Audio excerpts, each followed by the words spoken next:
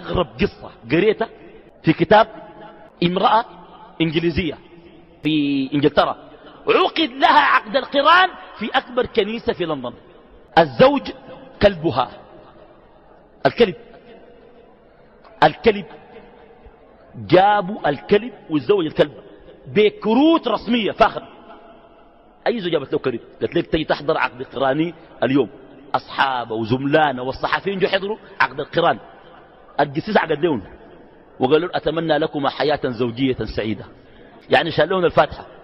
وبعد ده الكلب ملبسه كرفتة. أنا متأكد إنه الكلب زهجان، الكلب قرفان منهم قرفة شديدة.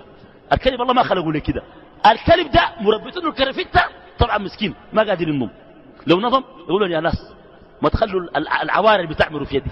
الكلب ومقعدينه في الكرسي جنبه في الكرسي. الكلب الله مشاه على 4 مقعدينه ورافع كراعين فوق. الكلب تلقاه مضايق ضيق. الكلب ده يجنب يجروه يرجعوا له للكرسي.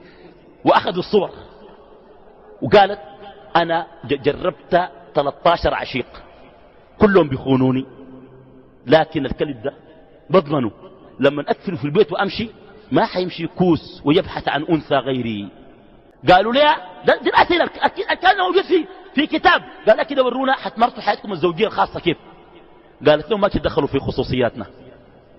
امرأة تتزوج كلب قالت بيغني لك خشمة الكلب أحسن من رجال لندن كلهم. قالت الكلب ده قال أحسن من رجال لندن كلهم. رأيك شنو؟ دي الحضارة الغربية اللي بتنظر إلى الإنسان باعتباره مادة.